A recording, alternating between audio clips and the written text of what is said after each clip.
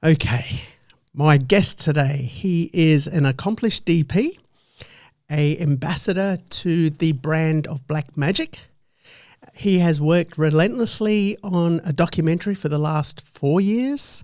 Almost 4 years. 4 years on the illegal rhino poaching in South Africa, as well as the black market trade and sale, as well as the conservation of the black rhino. Remember, this is an epidemic.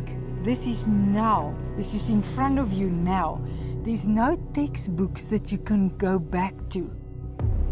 Whether we like it or not, there is a war going on.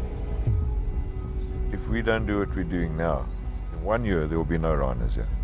If we cannot save the rhino, we can't save anything.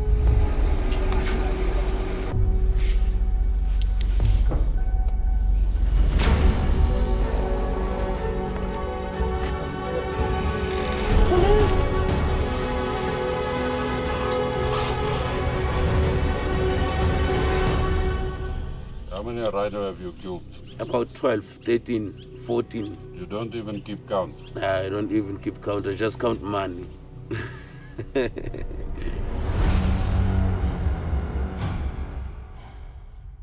Garth De Bruno Austin, welcome to the show. How's it, Wayne? How you doing? Good. Awesome. I was gonna ask you, how did the idea come about of rhino poaching, and did you have any familiarity with the subject matter before the documentary, or any personal attachment to that subject? Yeah, I did have a bit of an attachment to it before, because my father's actually dating the owner of Care for Wild, which is that rhino orphanage. Her name's Petronelle Neverhout. So they were already dating before we even did the documentary. And I met my partner, Morgan, and at Care for Wild. And we moved to Australia, and after a little while, we both said, you know what, we really feel like we need to do something on this rhino poaching thing, and maybe make a short little 10-minute, short documentary or something really simple. It was always going to be something simple from the beginning. And then we kept chatting about it, and we kept talking, and it was like, the idea kept getting bigger, and it kept getting bigger and bigger. And eventually we both went, look, like the minimum we can do here is like a solid half an hour thing that dives into this issue fairly decently. And we were looking at what a budget might cost. So we started putting that together and going, we're going to need some new gear to get this whole thing working. We need to expand this idea a bit more. And the idea kept growing and growing. Eventually, look, we need to do a feature. There's just too much to unpack here. There's way too many things to dive into. If you're looking just at the orphanage, the Care for Wild, that alone could be a whole series. So we had that idea, as well as looking at some of the conservation guys on the ground with the guns, protecting the rhinos. And then we also wanted to try and dive into this debate whether or not to trade in rhino horn. And we didn't have the criminal element until we had gotten to South Africa. So initially it was just going to be this film about the debate, this film about this orphanage, and this film about guys with guns protecting rhinos. And we then figured that, okay, we need cash. And at the time, the easiest thing to do was to look at crowdfunding. So we jumped on Indiegogo and started looking at a budget and figuring out how to do the crowdfunding thing. And Morgan dived into what it takes to do a crowdfunding. And, all this stuff started unfolding over about 5 months. And that was the idea of the documentary. And we got to the point where we were about to start the crowdfunding. We had figured out that we need minimum $40,000 US. And that the film was going to be at least an hour. So Morgan and myself both did a bunch of research into how a crowdfunding campaign would work, and how you would, structure that, and how you would raise $40,000. Like, how do you even go about that? Like, where do you start? And we basically started by looking at other similar campaigns, like within the documentary field, more specifically the rhino field. Sure. And spent weeks just breaking their projects down and going, man, what did they do? Where did they go wrong? Where did they go right? And that was mainly Morgan. She unpacked the whole thing and dived deep into how the crowdfunding works. And the main thing she came up with was that you need to have an audience before you launch your crowdfunding campaign. You need to have some people there that when you launch it, they're going to do something. If it's $1, if it's $2, to start building your audience once you've launched the campaign, that's far too late. Like we started the audience building process, I think like 4 months, 5 months. And if we had another 12 months to have done that, it would have been even better. But you need some sort of audience before you launch any crowdfunding. You need to like have people there that kind of know what's going on, and you're not asking for them anything of them. And what we did was we had an Instagram page, and we would post Rhino content and conservation content. I remember that. Yeah, and get people in and not ask them for a single thing. Mm-hmm. Didn't ask them to help us, but we gave them content, we gave them Value. video. Yeah, value. We gave them pictures and things that they could interact with. And when the time came, we did a pre-launch of, I think, like 3 weeks before making posts. We're doing this crowdfunding. We've got this movie we want to do. And then we launched the campaign.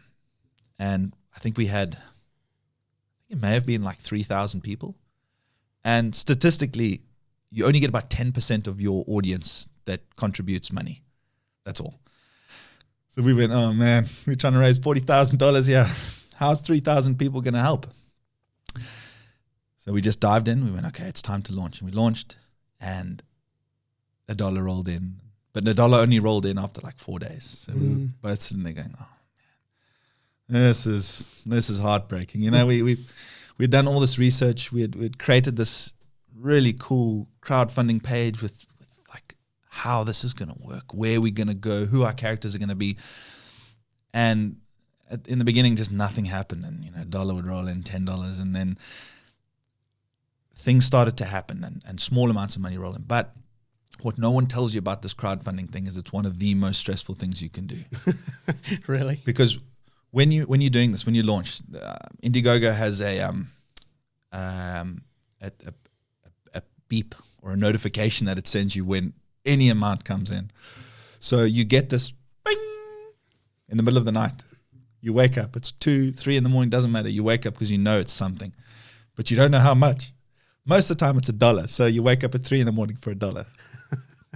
But I think we ran our campaign for, I think it was either a month or 2. Do you have a time limit for the campaign on Indiegogo? You set it. You can set it for a year if you want. Okay. But the longer it goes on, the less likely you are of getting your total. So when there's a bit of like crunch to it and there's a bit of, everyone's sort of waiting in anticipation. There's only a month and everyone has to act in a month, otherwise it fails. We found that was possibly a better strategy to go with because it got people motivated. They're like, wow, it's only a month. We need to tell our friends now. Yeah. If it's a year, people are going, yeah, it's fine. I'll check back in 8 months.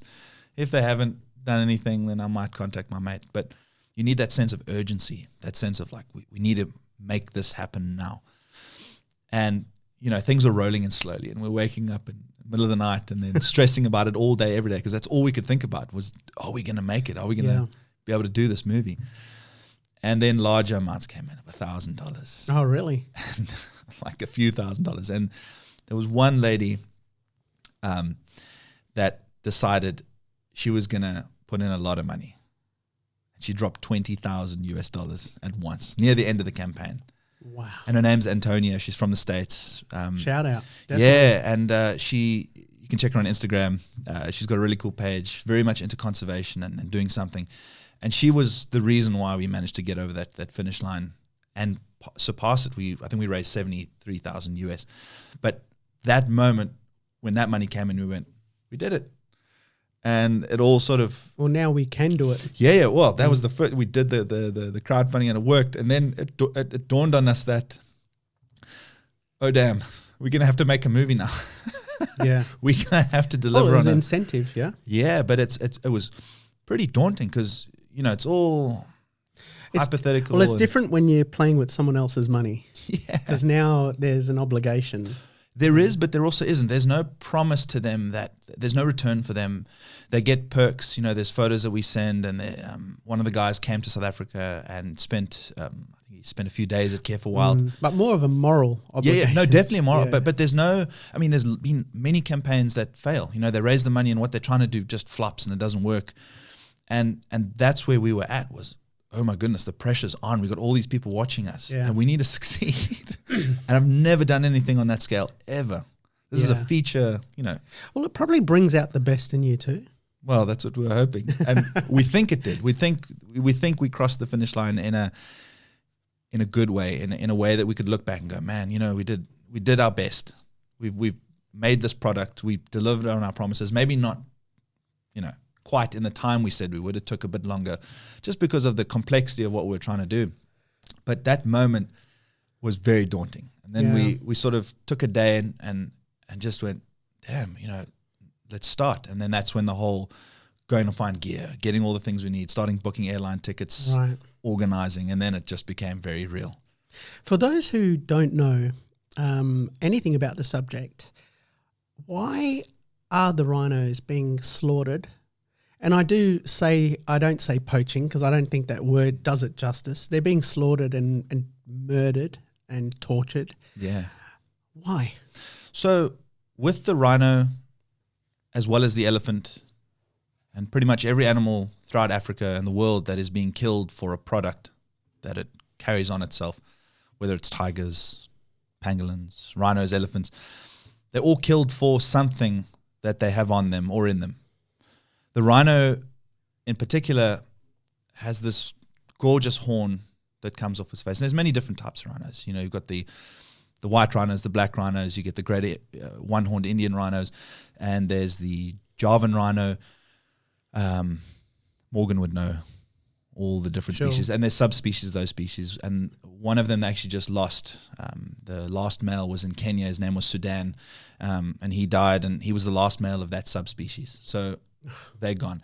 But what they're doing is they're cutting this horn off and taking it a lot of the time to Vietnam, and then it gets distributed, whether it's to China or wherever it is, and it gets used for many different things. Some of it's jewelry, bracelets, necklaces, emblems, and some of it is a status symbol because of the value of the rhino horn. You're getting, upwards of $30,000 per kilogram at the very end.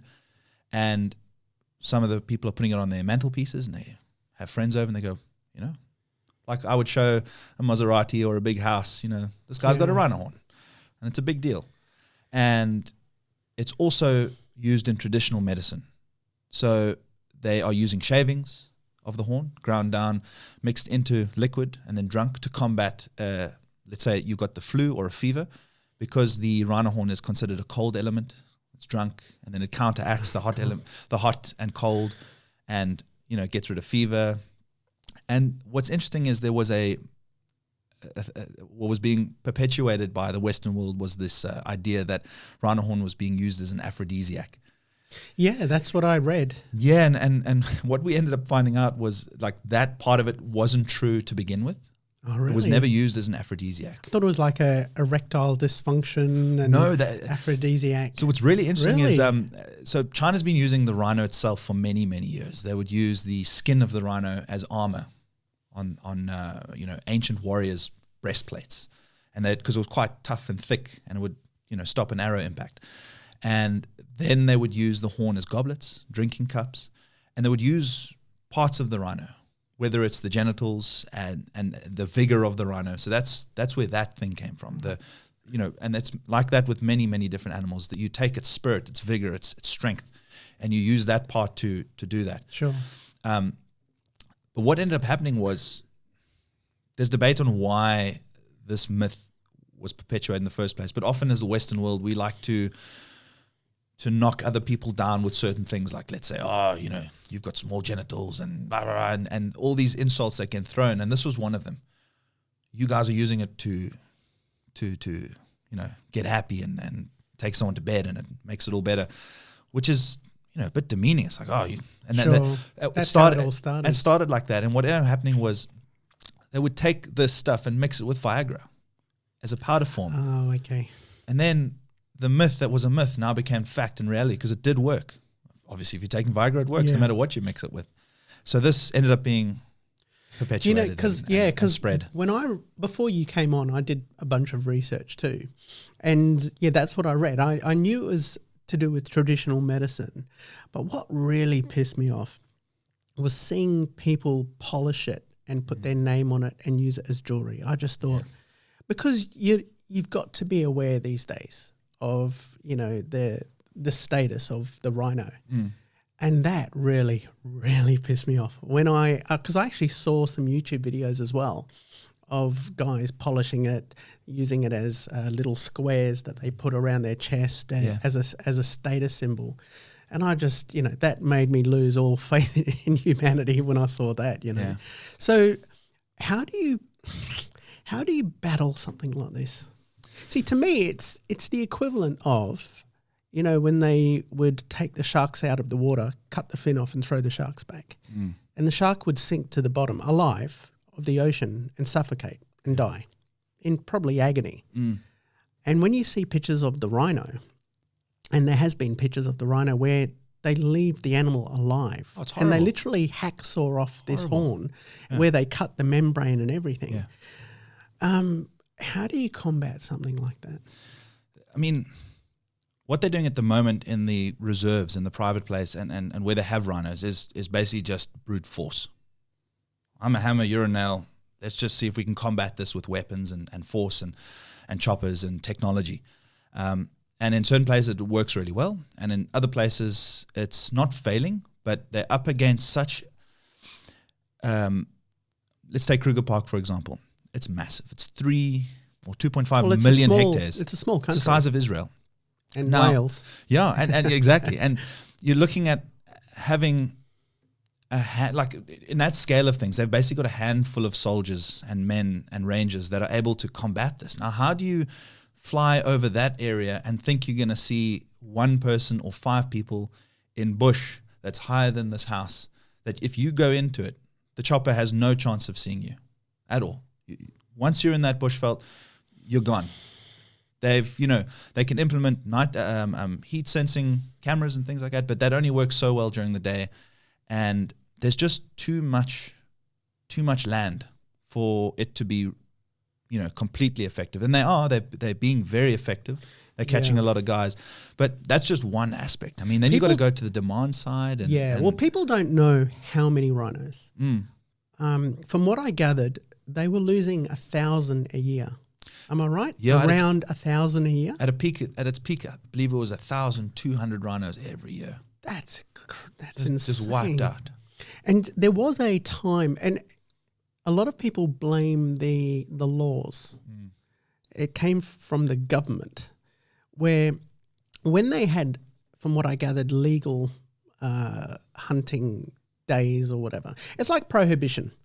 When they banned alcohol altogether, the mafia just profited from that because they could actually bring in more alcohol and sell it at a higher price. So when they banned hunting altogether, obviously things like the rhino and the elephant was more at danger because the prices would go up on the black market, So do you combat something like this with, it's on all fronts? Because there's 3 levels, isn't there? There's the illegal poaching, there's the black market sales and export, and then there's the level 5 recipients at the other end. Is it just China? No, from what we found with the documentary and diving into a lot of this, and obviously we don't have all the information on that because it's a black market, it's underground. Yeah. There's no way of tracking where this stuff actually goes. You can find places where it's gone and they find it, but a lot of things, as a black market does, it just disappears. And Especially with the internet now and the dark web, being able to buy and sell. Because on the internet, it mainly focuses on China. Whenever I would look, it would be the Chinese, but I didn't know if there was any other countries. If you know of any other countries, or would it be the Southeast Asia and Asia in general? into Vietnam, that's where in the documentary, we've got some hidden cam footage where it's being bought in Vietnam. And that's where a lot of it ends up. But I believe, and I'm just saying with speculation, Sure. we just don't know. It gets spread out a lot. And when you have things like this that have such high value, you need to ask the question of who gets involved, who is really running this whole show. And then you start to think, okay, what do gangs and the mafias and triads, whoever it is, what are they dealing? Whenever there's money, exactly, and you got a pyramid sort of hierarchy power structure, there's always a head of a snake somewhere. exactly. The difference between ivory and the rhino, or the elephant and the rhino, is it roughly the same? No. So an elephant has a tusk, Yeah, which is basically like your teeth, if you could equate it to that. sure. And a rhino has a horn, which is made from keratin, which is essentially what your fingernails and hair is made of. So that's the main difference. Where it gets very tricky, and part of what the film dives into is this debate on whether to legalize the trade in rhino horn or not, is that the rhino horn grows back.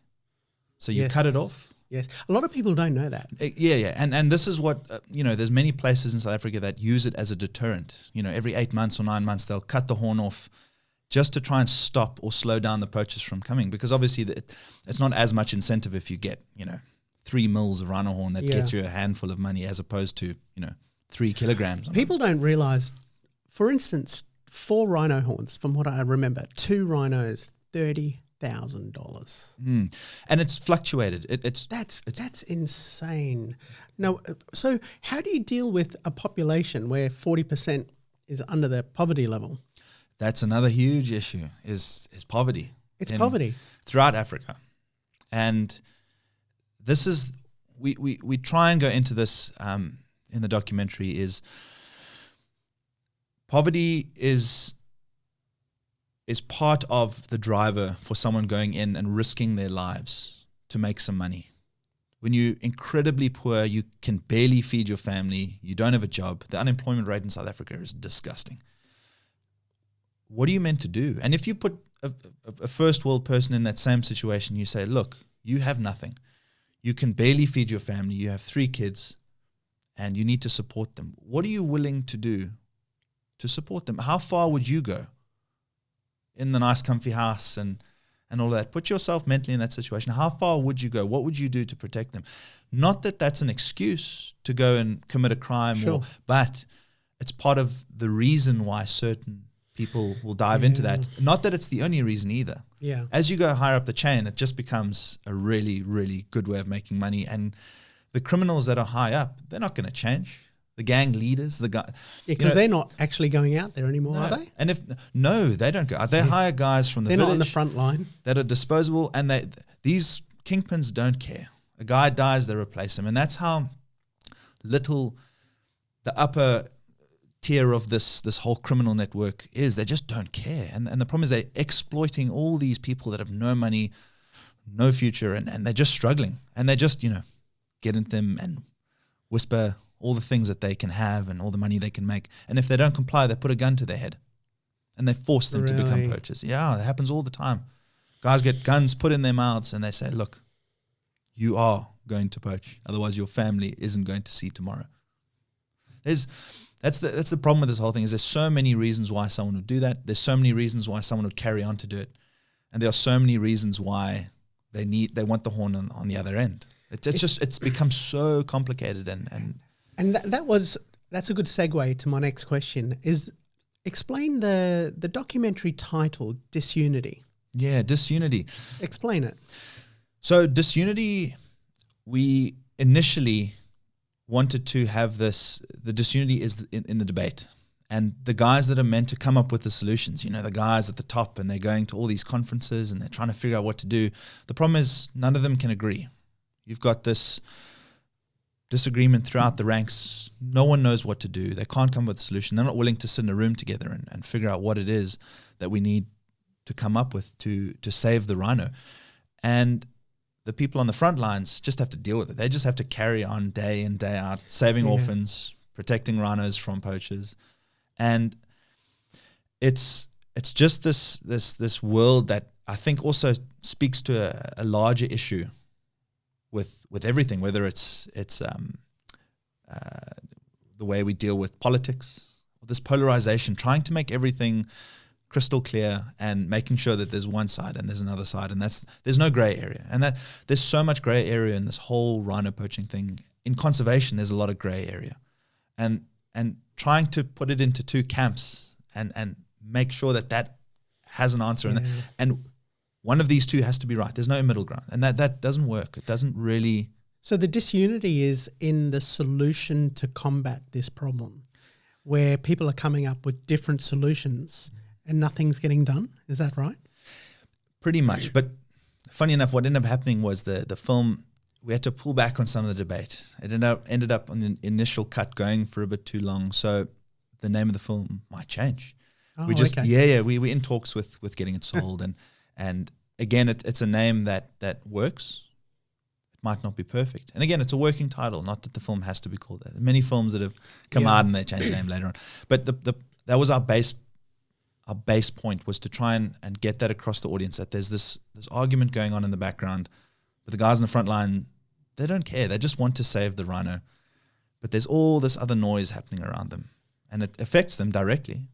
Because policies change, things change on the ground, they have to react to changes, whether it's in hunting or whatever the case may be.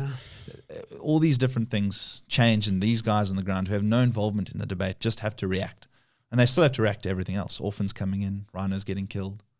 So it becomes very complicated very quickly. And we decided to do this movie. Yeah, I know. Well, thank God you did. For our first documentary as well.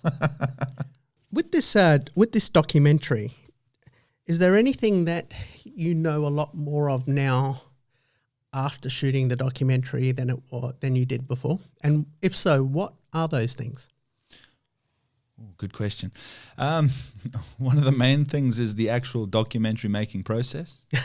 I feel like Really? I know more than I did before I started, but I don't know enough to be confident to tackle this without any stress. Again, if I had to redo it, I'd still have a lot of stress going in. I think that'll happen on any big project. Yeah. And you're learning every day. And we did learn a lot. Just, there's so much more to unpack about how to do this and how can be done better and yeah. It would kill me to see the extinction of the rhino or any of those big five. I've had the privilege of actually coming to South Africa. And when you see these animals in the wild, there is just nothing like it. There is nothing like it. And as I don't know if you remember, the first animal I saw was a warthog, and I cried. Yeah, I remember. It was amazing. I cried because I was there. Yeah. I suddenly realized here I am, all the documentaries I had seen of David Attenborough and, the African documentaries. And here I was in Kruger Park, and it was a warthog, but that just meant it reminded me of where I was. When you see the rhinos, it honestly, to think it is the last hour to save them. It's not like in 10 years they're going to, they could be extinct. It's like in the next, it's in the immediate future.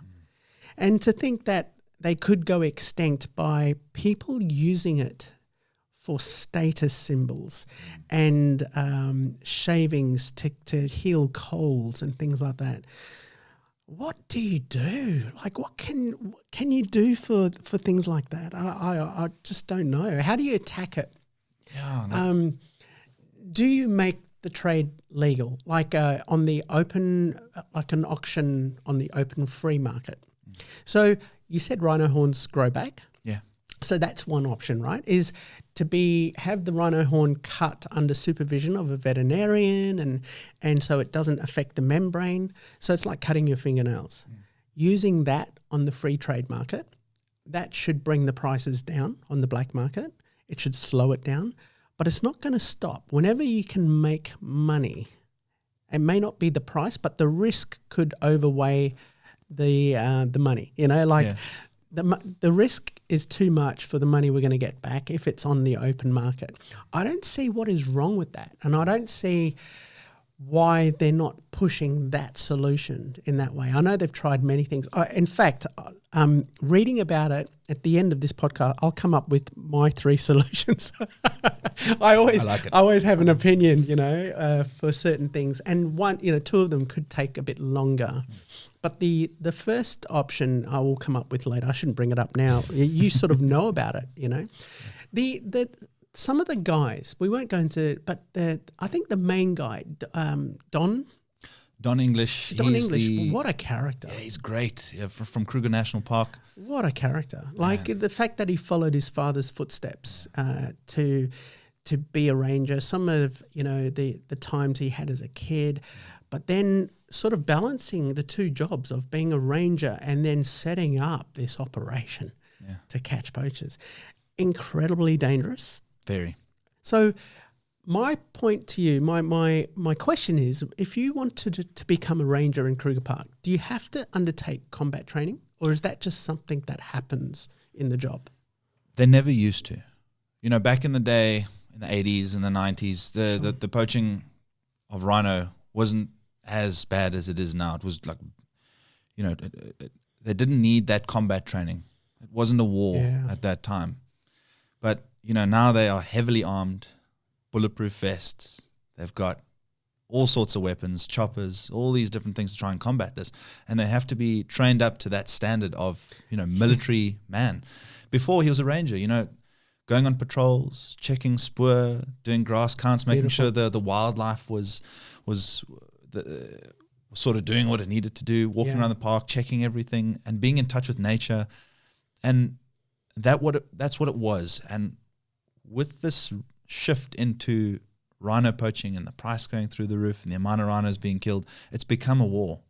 You know, the guys are having shootouts. They are killing rangers, and the rangers are killing poachers, and it happens all the time. There's often reports on the news, and you see them on Facebook coming through of, you know, more rangers have been killed or poachers have been caught, and it's, you know, a weekly thing, if not daily. It's incredibly dangerous. And just the chance to be able to spend a bit of time, I can't say too much because, you know, you know, being able to spend time with these guys on the ground was just amazing. And then there's the flip side of that is, you know, once a rhino is killed, often they have little calves, and that calf has to go somewhere if it's still alive. And that's why we are at KF Wild. It's the world's largest rhino orphanage. And that's the result of this poaching crisis, are these little baby rhinos that are often hacked with machetes and axes, if not shot. There's been a few that have come through with really big bullet holes in their sides, and the vets and the staff and Petronel all have to try and figure out how they save these little guys, because it's never been this bad with rhinos. They've never had this many rhinos come in all at once. So every day they're figuring out, they're finding out new things. Like, whoa, we didn't know this, and this orphan's injured in a way that we've never seen before, and getting all sorts of things. All this stuff happens to them. It's just never happened before. So it's all this new ground, and they're still trying to figure out, like, how do we do this perfectly? Do you know, when I was there, we visited one of the largest conservation owners of the rhino. I think it was John Humes. Yes. Now, John, he had some of the largest population of rhinos in captivity to help them be safe. The one thing I didn't question back then was, surely he would be in danger. Surely his rhinos. I mean, that's the gold mine, isn't it? So wouldn't there be more security around conservationists of the rhino than out in Kruger Park? I don't know, because I didn't see any security when I was there. And actually, I completely forgot that we actually did go and see John, and we did that short video. Yeah. And at the because I remember how. Also, I remember how beautiful his house was. I didn't even click until right now. Like, that's how I know such a long time John ago. Humes. Yeah, and that animal attacked me. Man. That short. And we were in that big bird cage. I think it was like a diker or something. I felt like I was in the lost world. Kept ramming you in the knee. Oh, what the hell is this? Man, I forgot about that. But I often think wouldn't that need security like soldiers, because he has how many rhinos under his protection? But you don't often think. You're seeing these people saving the rhinos, and, you know, they're doing fantastic work because it's a 24-hour job, feeding the rhinos. I remember him saying how much he feeds his rhinos. It's an incredible amount. It's in the thousands of dollars a week. Yeah, and now it's upwards of, I believe it's $3 or $4 million a month that he spends. Yeah. Just to keep the place running, because now he has 1,500. I think actually of today, it's upwards of 1,600 rhinos. Wow. That he has on his property. And in the documentary, we see him and we meet him and we figure out what his operation is all about. Because we met him in 2011. Yeah, So and that's I mean, a while ago. it was bad then. The crisis was bad, and he did have security if we were taken to the security, because often, especially now at this place, you don't see the security Sure. if you drive past the place. But Yeah. when they're there, they're all there. And Yeah. he's got a small army of guys just trying to keep these rhinos I was going alive. to say, good. So he's got all the staff. But the rhino feed. horns would have been cut on his farm? I don't know about then. He may have cut them. I'm sure he cut them back then. It's been something that they've been doing for a while as protection. That was one of the earlier things that ended up being done, was the horn was just cut off and put in storage, and then it would grow back and have to cut it off again just for protection. But I think John's model is to, cut the horn off, and he's campaigning for this pro trade so that he can take the horn he has, sell it, and provide the money for the security. Because at the moment, I believe he's going, he's got barely any cash left. He's publicly said, look, my operation isn't sustainable the way it is. Yeah, but how do you rate, how many millions did you say? I'd have to double check, but I think it's upwards of like 3 million a month that he spends on just to feed and help the rhinos. All the staff, the security. Because remember, he's flying choppers. They have a chopper there, but they have to fly it. I think they got multiple choppers, but it has to fly like at random times, so no one knows when but through the night. You've got a small army. You've got to house them, feed them, all the staff. You've got to feed the rhinos, because also that area is going through a drought. So and that's where the photo comes from, is these large feedlots. Even though the photos that get taken and shown don't show the hundreds of acres behind the rhinos, they have to feed them. There's a drought there in the area. It's bad. I mean, if you didn't feed the rhinos, they'd die in that specific region of South Africa. So it's such a complicated issue. Now, going more with the documentary, when you're focusing, because that's what you had access to, was the poaching side of things, like the combat of the poaching. Surely that would have been a little dangerous. Did it get your temperature going and your blood racing a little bit, your heartbeat? Yeah. What, did you actually get in the thick of things? I did, and because you've seen the rough cut of the film, you'll know that I did. And there's a few things that happened. I didn't know whether I was meant to say that or not. No, that's right. Because obviously, the for the viewers listening, this film hasn't been released yet. We are still in talks with basically getting it sold or distributed or whatever the case may be to try and get this film out, because we want to have as many people see it as possible. We want just the widest reach we can have. And it turns out that process is rather complicated.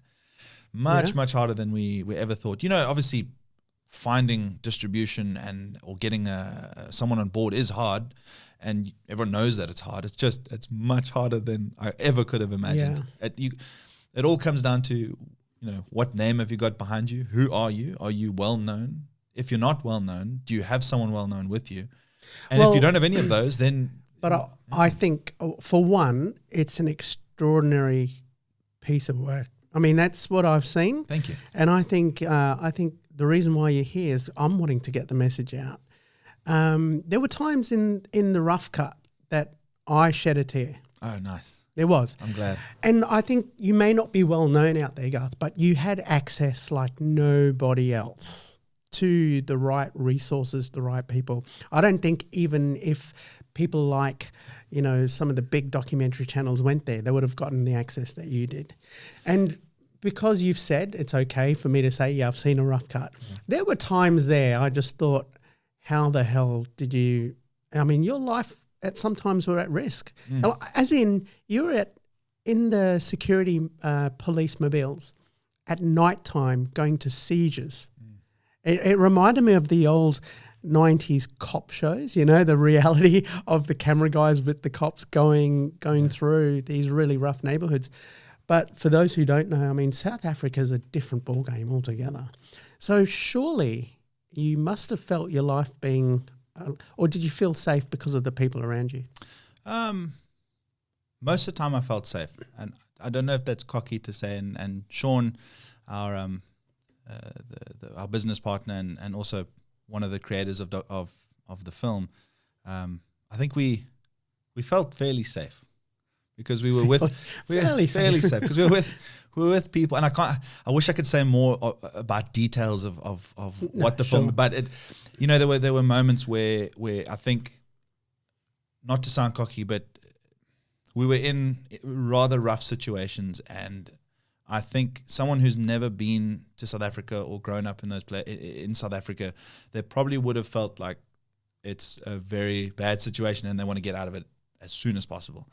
And well, whoever's listening, that you're going to just have to wait for those specific things to see the film, because it's rather it's crazy.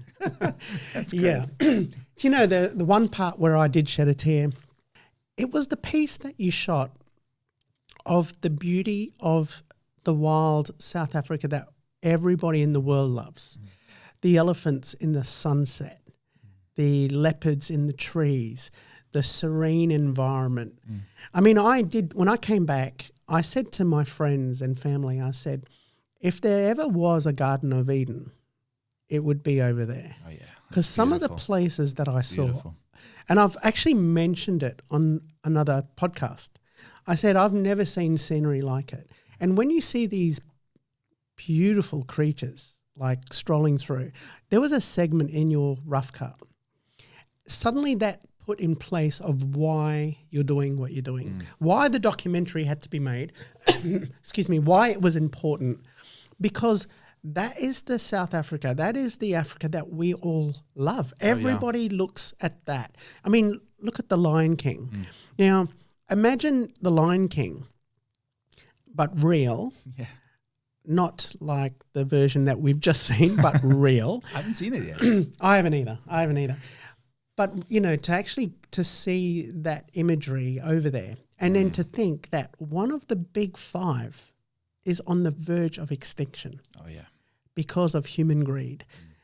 That killed me. So when I saw that montage, that's what made me cry. Yeah. Because suddenly all the documentary was because of that. Yeah. This is why we are doing what we're doing. Nature. It's because of we need to preserve this beauty. Yeah. Because our grandchildren may never get to see a rhino. That's insane. That's exactly it. We are at that tipping point where if nothing changes and we continue on this trajectory, on this path, within the next few years, on this path, it's done. That's it. They will be gone. And you know, people have to go to museums or maybe the few places that you might be able to see one, probably in zoos, as long as they could keep them alive in zoos. But do you really want to go and see a rhino in a zoo? And that's it. You can't go and see them where they were meant to be, roaming the African plain. Well, you know that I used to go every year on my birthday. Oh, yeah. And that's what made the Africa trip so special. Well, I haven't been since Africa. I remember you said that. Because it ruined that the zoo for you because it's... Well, when you see them in the wild, you can't see them in captivity anymore. Yeah. It was not the same. It was a different experience. So no, it didn't ruin it. It opened my eyes. Yeah. Once I'd gone, but every year on my birthday, I'd spend it on my own, and I'd go to the zoo. I'd go to the movies, you know. And I've never been since 2011. Never been because it was just weird when I've seen, especially the rhino. People don't understand how big these rhinos can get. I often thought they were baby elephants in the distance. Right? And I became pretty good at spotting animals after a while. I was like, oh, look, there's an elephant. But, you know, that's why I think the documentary really affected me. And it was a rough cut. And it affected me because I got emotionally involved because I'd been there. But I think when people see that montage of the Africa they all love, and that is being hunted, we see it on Facebook here and there, but it's just not the same, you know, when you see that. We all threw up our arms seeing the whaling, the Japanese and the whaling, and how they cut the fin off the shark and threw it back. I mean, the rhino, it's just... And there's some shocking videos out there of... Did you use any of that? Yes. So there are some... There's some content... There is content in the film to show the brutal reality of what, but it's not overused. No, it's not used in sort of a shock value sense. Well, because if you overuse it becomes less effective. Yeah, and also, you know, I was hoping that with this film, that if you see a dead rhino, it's there for a reason. So it's connected to that part of the story, and it's something that is crucial to tell that character's point, and you have to see it, then we'll see it. Yeah, Otherwise, sure. not just to throw it in, just to get Sure. people going, oh. And that's quite an interesting little segue into, the reason why the film looks the way it does and why we did it that way was that mindset of making sure that everything is in there because it's connected to a character or anything like that. And because of the gear we had to get close to all our characters. So I think it gives the film a bit more of an intimate feel. And I think that helped the storytelling in the sense that we're not going to just throw in random things for shock value. We're not just going to throw in bits that are just informational. It's all to hopefully take the people that you're watching, take their character forward and help tell their story. Because the film's not about us as filmmakers. It's not really just about the Rhino. It's the people behind the Rhino who are keeping them safe and saving them. I mean, you saw some of them in tears. Yeah, exactly. And it's hard to watch because you feel it too. But they're on the front line every day dealing with this, and they give everything. They give their whole heart. You could see it. All of it. You could see it. Did you use GoPros at all? We did. We used a few GoPros in a few certain scenes. Yeah. I was going to ask because I didn't know. I thought I saw some of those scenes and I thought, I wonder. Yeah, there was some GoPros. Is there a restriction to what you can use when it's airing on documentary channels like History and Discovery Channel? Depends. Do you have a chart that you've got to follow of the broadcast? We haven't got that far yet, so I'm not sure what the allowances are for certain things, whether it's graphic or language or anything like that. I mean quality. Oh, quality. Interesting. Yeah, I know that for certain films they can only have like 5% of, let's say, stock footage or archival stuff, Sure. GoPros, drones that are really bad quality. But for documentaries, it's different, I think, because there's a couple of docos out there. There was a film called Living on $1 for a Day. These young American guys went out, and that was all shot on like Canon 5Ds, 8-bit. It's a low bit depth. It's not 4K. It's all in HD. And that's the entire film that's shot like that. So I think documentaries have less restrictions. And obviously you get the big blue chip films that BBC do where it's all 4K, Reds and REs and everything's beautiful. But I think these sort of they fit into kind of an eco thriller category. You get the Virungas and the Ivory Game and Cartel Land, and they all are these very personal films. Well, you can't have these huge cameras going in to document the cartel and things like that. I mean, it's just Well, I don't know how Cartel Land got it to look so beautiful. Man, I felt like he was carrying around a red the entire time. That was stunning. That was a question I was going to ask. Wow. Did you use any films as reference? Yeah, we watched Virunga, pretty intimately over and over again, just to see how they approached the storytelling aspect of everything. And we also watched Ivory Game, and Cartel Land was one of them. Cartel Land more for its style, camera work, and how they approached the filming technique. Yeah. And because I love to make things as beautiful as possible, I decided to go for a larger camera, so the Blackmagic Ursa Mini. As you would? Yeah, so that initially when we started filming, that was on my shoulder with a matte box. Oh, really? Yeah, it was so crazy. And I had to take the glass in and out. We had Nissi filters, actual glass filters for ND. The big NDs. Big NDs, and I'd run around. Actually, I think I remember seeing some of your Instagram pictures. Yeah, for a year. With these huge cameras on. We've actually, the entire film shot on big cameras. Even some of the stuff later in the films, in those intense situations, was still the Ursa Mini on my shoulder running around. Is this how Blackmagic contacted you, through the publicity of the film? Or was it that viral video? Do you know, I've said that to students. I said, I've got a friend, you must have seen it. And most of them, and it's like those of you that are listening to the podcast, Garth was the guy that had a camera in his hand on a tripod, and the baby Rhino came up next to him, and you see him. 2 tons of Rhino. 2 tons. Her name's Luna, and she's 5 years old. And you were rubbing, and then you looked back at the camera and started laughing. I remember seeing that, and I was like, it still gets shared today. I'm still, on Instagram yesterday. I got tagged, and it's going again, and to pages that have 1 million subscribers. Is that how Blackmagic they saw you? From that video, because all the publicity articles mentioned that it was an Ursa Mini I think it was the first the Ursa Mini 4K. So they all said Garth De Bruno Austin, filmmaker, filming a Rhino film with his Ursa Mini, and that just started getting tagged, and they were like, "Whoa, this is great." Yeah, why not Free capitalize on marketing. So they contacted us, and we went to England while we were filming in a museum there, and we went to the headquarters in Knutsford, I believe it is, and we started a sort of a relationship with them. And Fantastic. I basically handed the Ursa Mini 4K to them because it was really, really dusty inside because I'd been under helicopter blades and dust just got and filled the thing up. That's great. Yeah,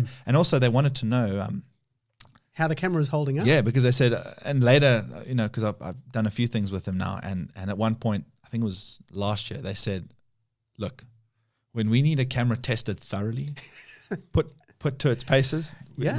we ask Garth, and he tests the hell out of it. Yeah. And he dusts it up and Because it's throws great it around. research material and research material for them, like how the camera we're developing, can it be put through its paces? Yeah, yeah. And I don't think, you can ask for more when you're going through the bush of Africa. Yeah. And yeah, fantastic. It's funny how things work out, eh? It was amazing with that one little that's when we realized the power of social media is that one little video. And we had, contacted, I think we got some free bags from Low Pro when we started the project, but nothing major, and then one video can change everything. That's how powerful it is. And it was a tiny off-camera video of you patting a baby rhino. Just scratching a leg, and she's sort of half rolling over like she's enjoying this whole scratching process a lot. That's the viral video I know you from. But you said that you've got two others. Yeah, well, we did them for Care for Wild because we happened to be there at the time when a rhino was having its horn taken off, and one of them just didn't react well to the medication, and it ended up its heart stopped and stopped breathing. Sorry, its heart didn't stop, but it stopped breathing. And my dad, you've met him, he's a pretty big guy. Yeah. He jumped in, and they started doing CPR on the rhino. And they started, Right. I remember that. Now, if you think my video went viral, that one went gangbusters. That one went to American talk shows. It went everywhere. That I'm pretty sure that's topped about 70 or 80 million views from where it's been. And my dad gets on top of the rhino, starts doing CPR, and then he gets to its nose and then blows in its mouth, and they bring it back, and it survives. And that's incredible. Still alive at Care for Wild now, being cared for. Yeah, and then the other one was a rhino was shot, and it just had this rather large gaping wound, and we were there when they were rescuing it. Oh, okay. And we put a video together just to say, look, people, there's a lot of stuff. They need milk. They need some Denkovit, which is the equine powder that they use because rhinos can't drink like dairy milk. They are close. They're related closer to horses than to anything else. Yeah, so they end up using like foal milk, the equine powder, which gets turned into the milk, and then they add a few other things in there. That's interesting.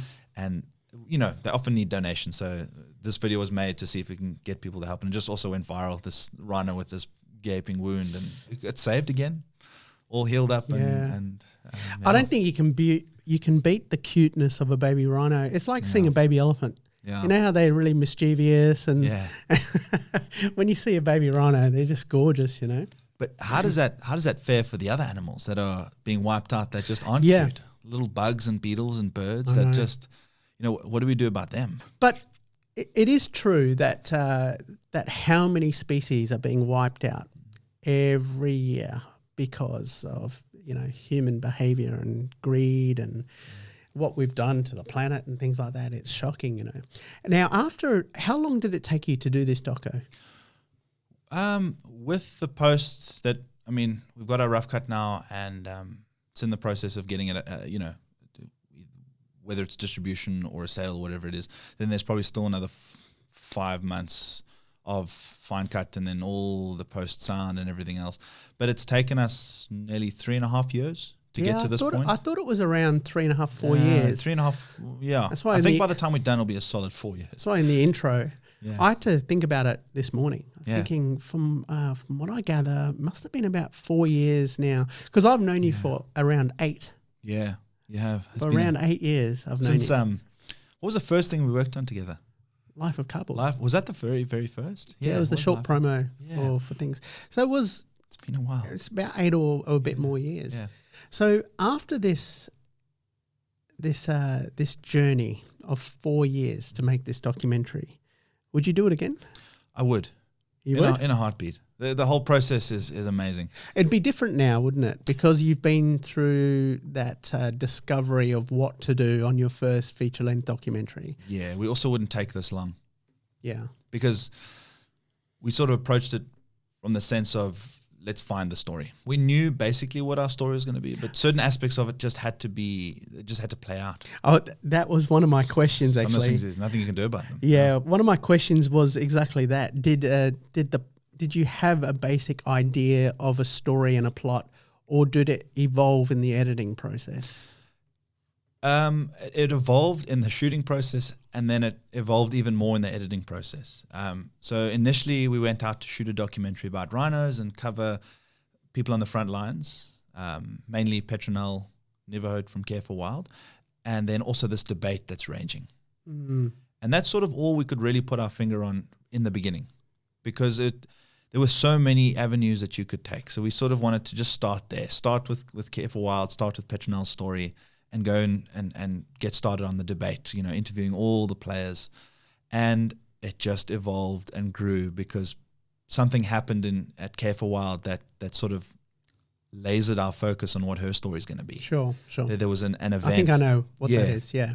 So that, again, we were trying to find a story at Care for Wild because you need something for the character to, you need something to happen there, that there's a journey that you follow. You don't just want to show a bunch of stuff and a bunch of information that's just like, oh, Care for Wild does this and we feed rhinos and we treat them. There needs to be some sort of event that happens. And that's hard in a documentary because you can't dictate what that is, and sometimes it never happens and you have to get rid of that part of the story because there's nothing nothing to it. Because the rough cut that I saw, there were times where I wanted to leave that of them caring because I wanted to find out what was happening on the other end. Yeah. Because if you just see people caring for rhinos, I mean, one, it's incredible to see. Yeah. But you don't know how important that is until you see and you juxtapose it. Yeah. With what's happening on the other side, Because that's you need to approach it in as best way you can. And for us, it was to look at it kind of like a scripted film.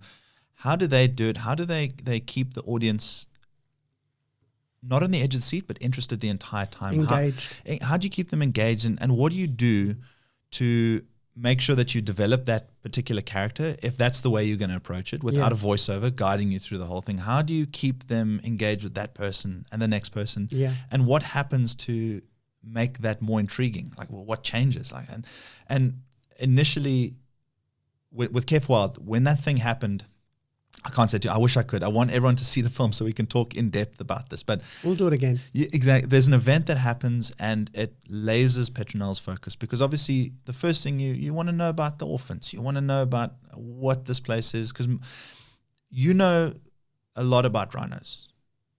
And there's people who know nothing about rhinos.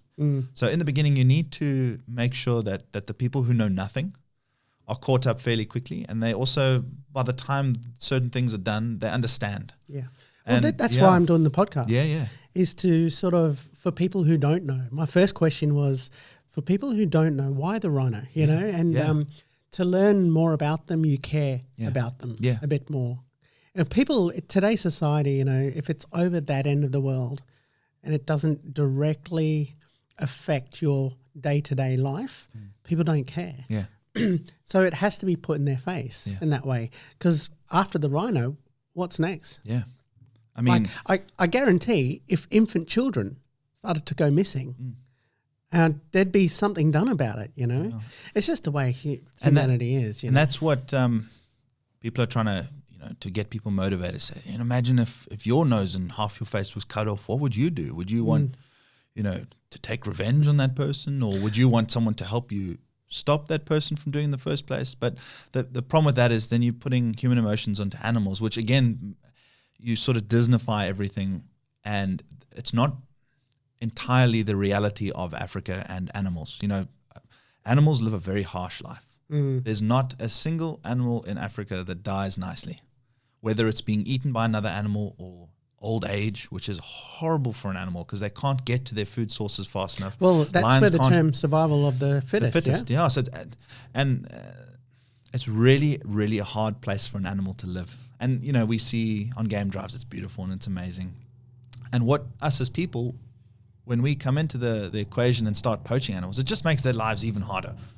Because now they're facing this thing that they've never really had involvement with. Speaking of a chopper. Oh yes, there we go. People aren't part of Kruger Park's ecosystem. We don't walk around and interact on a daily basis with animals. We observe. We try and disconnect ourselves, and then you've got people coming in and slaughtering all different kinds of animals, not just the rhino. The elephants being killed and they're getting horns and ivory and all that sort of stuff. And I think with films like The Lion King, it really painted a very beautiful picture of what Africa is. And, no one talks about a lion eating an impala for 5 hours, and it's, the young cubs will start feasting because they need to learn how to kill an impala or kill a kudu, whatever the animal is. Look, for those who are listening, I have witnessed that, and you just don't understand the smell. You did witness it because The smell. I'm really bad with smells. Oh, and yeah. I remember like 500 meters away, I could get this smell coming through in the car. And, you don't get the smell when you watch The Lion King. Do you remember we were driving along through Kruger Park and there was this lion kill, and the lions had killed a was it. buffalo. And I think the buffalo carcass had probably been there for like 8 hours Well, in also, the hot sun. we left and then we drove back again. So, yeah. Because also you needed to be on the right side of the That's right. car to get the photo. To get the photo. And then the wind changed and started blowing the And smell. it was hours had gone past. Oh, yeah. It was rank. It was, I remember you had to put nearly your dry face reached inside a lolly packet. a lolly packet just to change the smell so you wouldn't gag too much. It was terrible. I know, but it was incredible thing to see. I've Yeah. got footage of that. Incredible thing. And to that's see. the reality of the bush and of animals. Yeah. It's a hard life, and I think sometimes as humans we make things harder for them. We Well, you don't. we change their Why- environment. why do we? We build roads. We stuff things around. Yeah. Why? What? I'd love to have less involvement, but then that's another whole argument, discussion about what we can do as humans to save and conserve. Sure. And how do we advance our civilization, but also hold on to nature and what's really important, the bush and being in touch with animals. And If we and lose with all that of side of Africa, it's going to be not just Africa, devastating. everywhere. If you go in the but States come to like on, Yellowstone and just being in the bush anywhere. Anywhere, seeing Anywhere. wildlife. Yeah. But come on, when you think of that, you think of Africa. Oh man, yeah. You think of Africa, The Big Five. The Big Five. The stampedes across the Well, Serengeti. And the it's only just- one I didn't see was the cheetah. It wasn't part of the Big Five, but I never saw a cheetah. We did see a leopard, right? Yeah, Yeah, we on did. the last day. Yeah, we did. He walked next to the car, if I remember. Incredible. Yeah, incredible. And to see how I'd been warned that there was a leopard around the area at 5 p.m. Remember that lady was saying to us? Yeah. And hearing that hippo, the hippo at night time, there was a hippo. Beautiful. Do you remember the hyenas? Oh, yeah. So we stayed at a camp. Hyenas and, blew me away because I yeah. didn't realize they were that big. Yeah. They're as big as lions, but just they don't have the build. Yeah. But I expected hyenas to be like little dogs. Yeah, they're huge. So for all listening, we stayed at a research camp in Kruger Park, and it basically you step onto your patio. There's a barbecue or a braai, and then there's a wall, and then it drops quite a fair bit down into a riverbed. And at the time, it was a dry riverbed. And so the wall's not that big. No. Like people think 6 foot walls. No, Yeah. That's not all of Kruger Park. Kruger Park generally has big fences to keep everybody safe. but not where we were. Not in the research camp. No. This was for research. We needed Yeah. to research these hyenas. Yeah. But at night they would come up and start laughing and cackling, and it was the most amazing thing. Yeah. I think Darian may not have enjoyed the height of the wall as much. Yeah. He was a little worried about the fact that they possibly could climb up. And you guys didn't know I could run so fast to get to the door. No, it was- I beat everyone because we got surrounded by hyenas. We saw their eyes and the yeah, we lights could. and We shone a torch and and there were I at ran least like towards the 10 of house. them. It was amazing. the now before I forget, is there a way I remember there were talks of shipping the rhino to Australia Yeah. under better conservation laws, as in, we don't have the gun control, the guns that South Africa does on the black market, but also we are not in that. South Africa's struggling from the poverty line. In Australia, it's a little better. Yeah. So the risk of actually going and poaching. Yeah. What happened? Because I do remember there were talks about shipping rhinos to Australia. It's called the Australian Rhino Project. I'm not sure what's happened now. I'd have to check, but I thought that was a great idea. I don't know if they've shipped any or if they're in the process. I'm not too sure. But yeah, they were planning on shipping, I think, like 80 rhinos over, putting them in some sort of sanctuary over here. I thought that would have been a great idea. Yeah, I mean, it seemed like a really viable idea to have a genetic pool of rhinos this side. Can you imagine how weird would that be? Well, would it be different? Would they eventually, I don't know. I don't know if they'd... Over generations. You'd wonder. They have to open the fence to find out. Yeah. Imagine they did, and all of a sudden, Australia's got rhinos. Imagine that. It's like the camels. Yeah. We have the largest population now of wild camels in the world. But camels don't seem so out of place. Imagine a rhino wandering in the outback. Yeah. Just picture that. Yeah. With kangaroos and rhinos. It'd be amazing. It's like during World War I or II, there was a photo in Egypt near the pyramids and there's a kangaroo there because the Australians took part, a kangaroo. Really? And you actually see a kangaroo jump. It was just weird to see. I think it was World War I. But the other thing would be this is when you're dealing with the extinction of a species, then there's measures that have to be taken to save them. Yeah. Is there a way during the embryo stage where we could genetically modify the rhino not to have a horn? Ooh, So the question. species still survive. I don't know if you'd want to do that though, because the horn plays an important role in the rhino and how it interacts with other rhinos and it's just... I understand. I don't want to, but to Yeah, it'd be save the interesting, yeah. species, wonder. The other thing would be to genetically modify the horn that it is toxic to human beings, but not to other animals. I don't know if that'd be possible. Interesting idea, but now imagine, play devil's advocate on that, is you have this toxic horn that will kill you and someone gets given it who doesn't know that it's toxic. Yeah, but that's... But, it's a mother who believes in her heart that this traditional medicine will save her kid or save a family member, and she gives it to them. But wouldn't that stop? But would you... I think there's too many... There's too many things that complicate it. I know. I'm with the animals here, though. No, totally. I'm in the middle. And I'm like, let them die. Yeah. They'll never buy it again. Yeah. And then that word will get around and do not buy rhino horn. I believe they've tried it, or they were injecting something into the rhino horn. I remember you said ink. They were painting it, but then that was an interesting one as well. The pink thing came from... Well, let everyone know what they were doing. Yeah, so I don't want to put my foot in my mouth about facts on this, but there's I don't even know the company's name. They were tainting the horn. Yeah, basically what they were doing was they were infusing a chemical or a poison into the horn that when the horn's taken and shipped across, the person using it would either get very, very sick. I didn't know that. I thought they were painting the horn. No, see, the painting came from the advertisement of it. They painted pink or whatever color they painted it. That was a Photoshop thing. The actual color of the horn doesn't change. Oh no, I thought they were tainting it with ink, so then it would be worthless on the market. No, they were infusing the horn, and they'd have to so put the rhino. They put the rhino out poison in the horn. I don't know if it was poison. I don't want to say the wrong thing, but they would infuse something into the horn to either make it toxic or you wouldn't want to ingest this stuff. Yeah.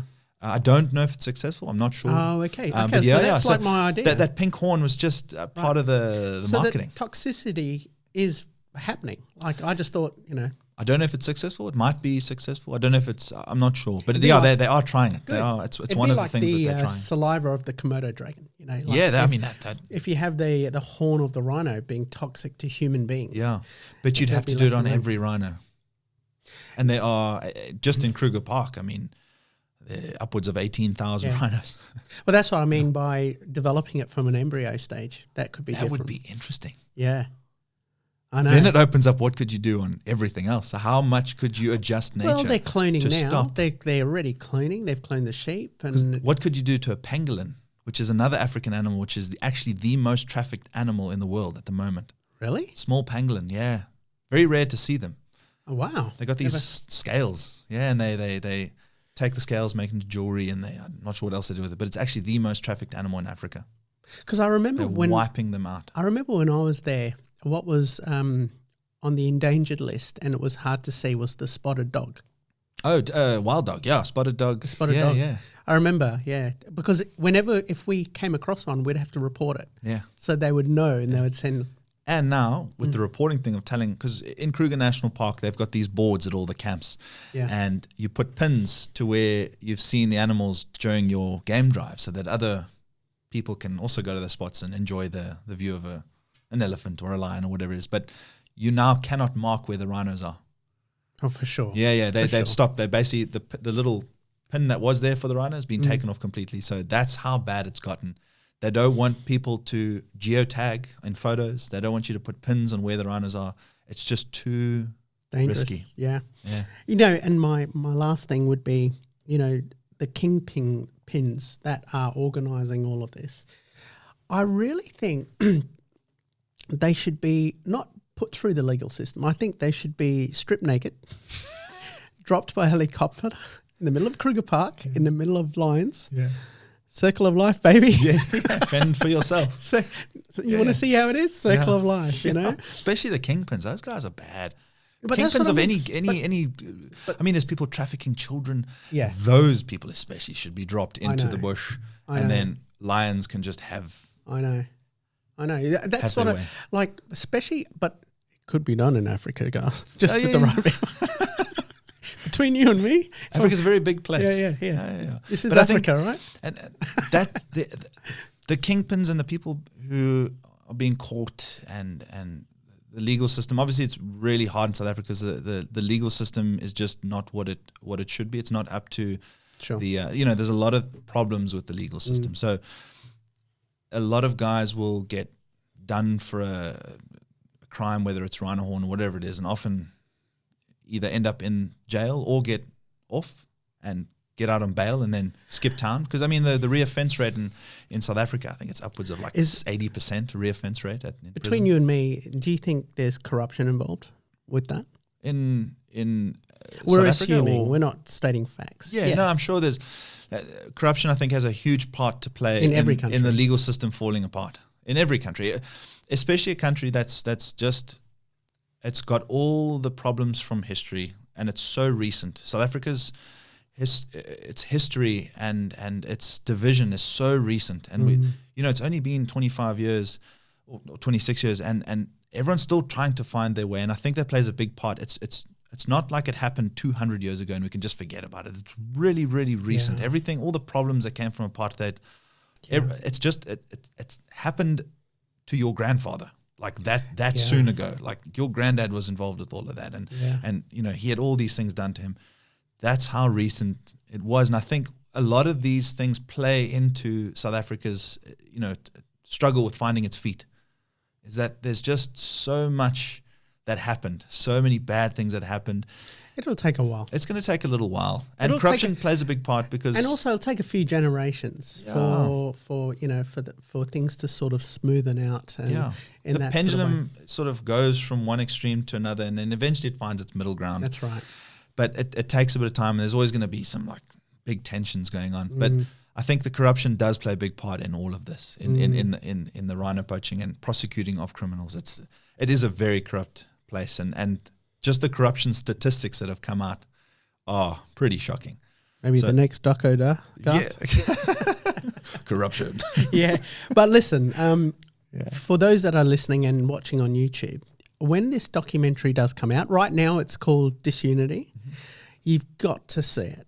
Like, there's things in this doco that you'll never see in other documentaries, plus the beauty of Africa, where these cameras get into. Like, it had me on edge. So I'm giving a promotion, and I'll do it again when the documentary comes out. But, you know, it's a pleasure to actually have you here talking about it. Thanks, and we did encroach on a few things we weren't meant to, but I'll cut those out of the podcast. But no, thanks so much, buddy, for coming on. You know, No worries. where Thanks, can Wayne. people reach you? So I'm on Instagram, I'm on YouTube, and I'm on Facebook. You can go Garth De Bruno Austin on all three of those, and my Instagram page and YouTube page. So it's like it's spelt. Garth, yeah. Garth? Like Wayne's World Garth. Yeah. And De Bruno, DEBRUNO. 3 separate words. Yep. Yeah. De Bruno Okay. Austin. Yeah. And on YouTube, there's a teaser trailer for Oh, Disunity. Okay. Yeah, I think it's a minute long. It gives a little bit of hints to what's in the film, but it's you need to go and have a look. And Oh, you look, check it out. I feel there could be a few awards coming. All we want is eyeballs. You'll get eyeballs. Look, Yeah. trust me, word of mouth, you'll get eyeballs. We really want people to see it. But yeah. if I'm just thinking way ahead here, you know. But if David Attenborough does request a meeting, I'm there. I'm coming. I'm going to be that guy in the corner. You know, I'm just holding his bags because he's one guy I look up to. If I had to trade life experience with anybody on this planet, past or present, if I could take in and inhabit that life experience, it'd be David Attenborough. Yeah. Because can you imagine the things he's seen? And I suppose that's why this documentary affected me so much, you know. But no, definitely, man, big things coming to this doco, you know. Thanks, man. Pleasure as always, Thanks, Garth. Wayne. Okay, I'll see you soon. Thank you.